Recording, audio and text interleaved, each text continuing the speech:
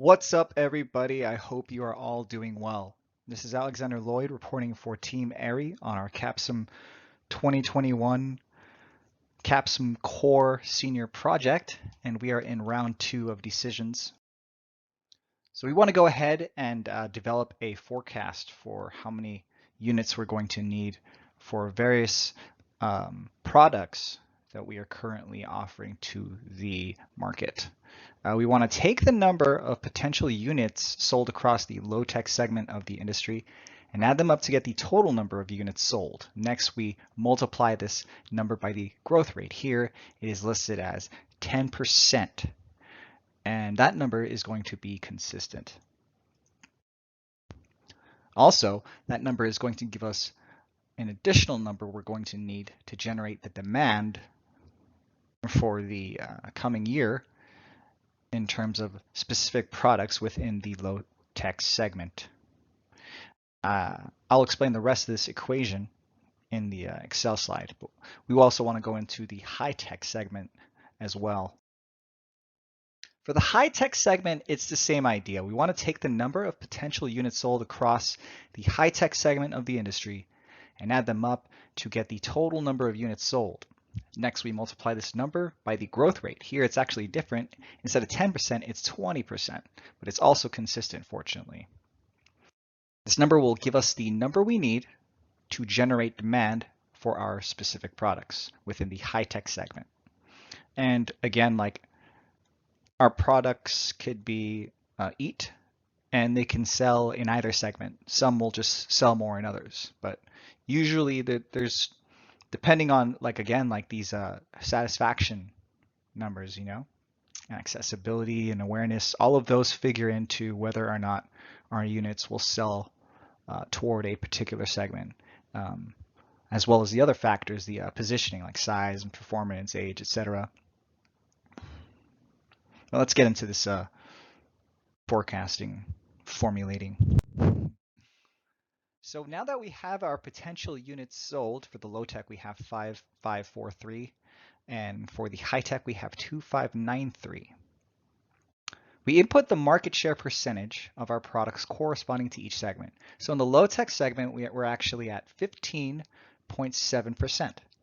For the high tech, that same product is actually at 21.8%.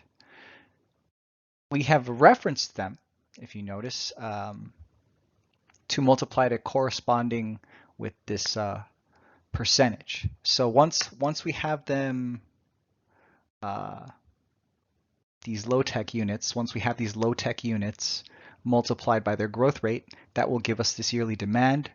We're going to reference the percentages so we can use the formulation of our forecast and multiply that by their particular segment, and it will actually give us the proportion that's really close to the demand that we're going to be at. So both the 15.70% percentage that EAT is a part of in the low tech segment, and the 21.80% of EAT in the high tech segment, when we combine those together, we actually end up with this pretty close to accurate amount of about 1636. And we're going to round that to 1640.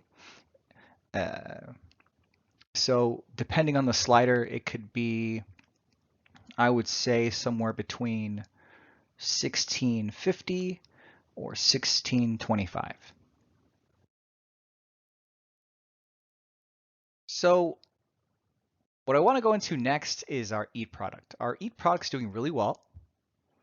We're currently at 100% customer awareness. Amazing, amazing stuff.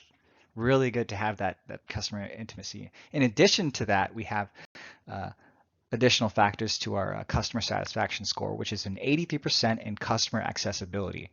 And we actually get that extra oomph from oomph. We also get a a bonus due to our new ebb products same segment positioning. Unfortunately for productions, we're not going to have enough power to produce this year's, or yeah, this the demand. You remember you saw it at 1636? No, actually, our maximum amount that we can produce is at 1600. And fortunately, you might say, well, Alex, we have some inventory. Well, guess what? If in the event that gets all purchased up, which it will at that current price of 37, we're going to stock out. And that's a no-no, especially when it comes to ratios that involve our inventory. That's the last thing we want to do, especially if we're going to need last-minute money. We would rather want to depend on our own assets than we would on liabilities. So we have a solution for this. We have a strategy, an amazing strategy. I actually learned this from how NVIDIA positions their products. So what is pricing power? In pricing power, in business and economics, pricing power refers to the rise in the price of a company's products while maintaining its demand. If a company offers a unique product, then its pricing power will be strong. The demand for the product will not reduce, even when the prices go up. When a company can command higher prices for a product, then the profits will be more. Pricing power is often associated with price elasticity. Price elasticity is how consumers react to the change in prices of products. Their demand or supply may go down and go looking for cheaper alternatives. How is pricing power used? Well, when the pricing power of a company is not much, the demand for the product will reduce as soon as the prices go up. A company with a pricing power that is significant is often the one that provides a rare and unique product. Also, its competition in the market may be very low. Which is that's pretty much us. Yeah, we're pretty strong. Well, from the looks of things, like a high level glance, but the competition is there. I can't imagine, what the enemy's plans are. But that's a story for another time. To the point. In such cases, the company will raise its prices, but the increase will not affect the demand. It happens because the alternative products are of low quality. Take an example of the Apple company. When it started producing the iPhone, it had a strong pricing power, as it was the only one providing that kind of a smartphone. At that time, the company had no competitors within the same device. Apple was producing the best products in the market. The iPhones were highly priced but of good quality. When new rivals started emerging, bringing in new quality products, the pricing power of Apple went down. Instead of disappearing from the market, Apple started producing newer and improved models of iPhones. They also produced cheaper iPhone models for consumers on a budget. Another example is the pricing surge of the transportation and hospitality industries during holiday seasons. Taxi services and hotel rates usually are priced high because of their high demand. All these instances where the company strengthened their pricing power as it is will not affect the demand for service delivery. So in other words, for us, in this position, in this sort of case, we don't have the inventory to meet demands. So we call out that we can forecast, we can see the future, in other words, or in a nutshell, in a silly way of saying it, we're psychics.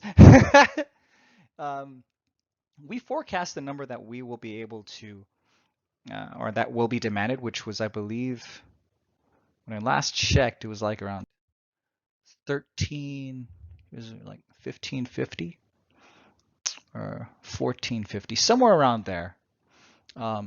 Again, check again, just to be on the safe side. But I keep it, we keep it to a number that is sensible, and that it gives us cushion for not maximizing our plant utilization and allows our inventory to be consumed. And if we don't sell anything, we'll still be fine because we'll have the inventory lying around, for future sales. And that cushion, again, is that nice little value that we don't have to rely on other liabilities for. And so, in addition, differentiated products. This is the pricing power strategy that we're using. So market demand is increasing. We need a bit more than the forecasted amount for inventory forecasting in the future. When we increase price, we decrease demand. We are able to accurately hit our numbers. Well, we decrease the demand for our own product. And still, if they do get picked up, they get picked up at a profit.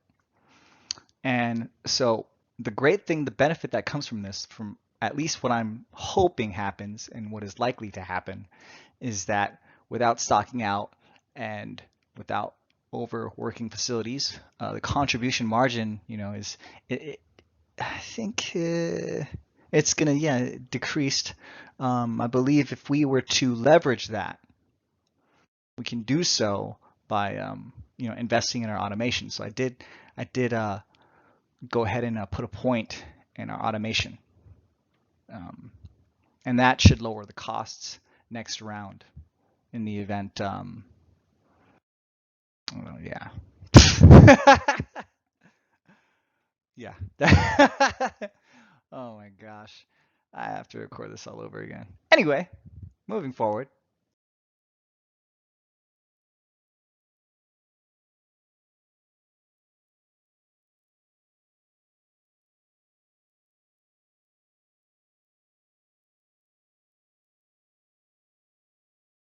Ev's production will actually hurt us this round, this year, because of upgrading its equipment way too early. Um, we kind of didn't need to do that, and the reason we would do that would be to save on costs on productions as of current. But because we haven't had any current productions yet, we can't really save on costs. So now instead of saving on costs, we're actually losing on costs just by producing this stuff. But yeah, we really have to avoid doing that again and just sticking to these averages unless it's part of like a better, a grander strategy, a part of like a particular plan. Yeah, it's like getting I don't know what to describe it as. It is just a silly decision that we shouldn't have made. And yeah, we're actually going to operate, unfortunately, at a negative margin. And yeah, I think we can fix that with a break-even analysis going forward. But we really just have to, because of the time, it's just going to be a wait and see. But yeah, we need to avoid ever doing that again. Um, and the Echo, we want to go ahead and start researching and developing that now so that we can have it for sales as soon as possible. That's released way in advance. It's actually just a little above or within the segment. If you get an idea, you can go ahead and jump on the simulation um, to be on the safe side. But if you do look closely, it's positioned at 9.5 on the x-axis and 10.5 on the y-axis. And the cost is very minimal. And the reason why we're it's okay with doing it in these first rounds is because we're doing it so early in these first rounds. We do not want to worry about releasing these products later on because this is basically showcasing the foundation for the growth of our business. Is that we always want to be ahead of the competition. In the event we have perfect research or perfect development, this would be the best strategy to use. We definitely want to be as ahead of our opponents in terms of all areas, whether it's marketing, research, and development, production. Um, but we don't have to do all that at once. We're not going to go all the way in debt because, again, we want to showcase uh, healthy growth to our investors, our creditors, as well as our customers. And yeah, marketing for Echo, we can't do that. It's a little too early to do any marketing stuff. Production in terms of our plant investment, it's going to be uh, the utilization um, in terms of capacity. Yeah, we're keeping it at the industry average of 300 and the industry average of automation rating at 3. Yeah, 3. A healthy level of debt is good in terms of like managing for the investment purposes as well as crediting purposes. Creditors, investors, they want to see how we handle that amount of money, and in doing so, the max that we can get each year can actually increase. So it's good to keep these healthy ratios. That's what, that's definitely something investors want to pay attention to, and we got to make sure we're doing that better than our competitors. So that's where the ratios come in. But for now, we can keep it simple. We can look at the liabilities and owner's equity. Our current debt is less than a quarter of this amount. It's going to be at 22% at a value of $10,000. That's how much we're going to go ahead and take from there. The bonds, that's going to be a long-term cushion. We can keep that at half that percentage, at around 11 to 12%, with a value at $1,000. And the common stock, that's an additional cushion, which is actually the same percentage, but the value is different, and that's going to be at $3,000. Whereas the remaining is going to be retained earnings at about 45%.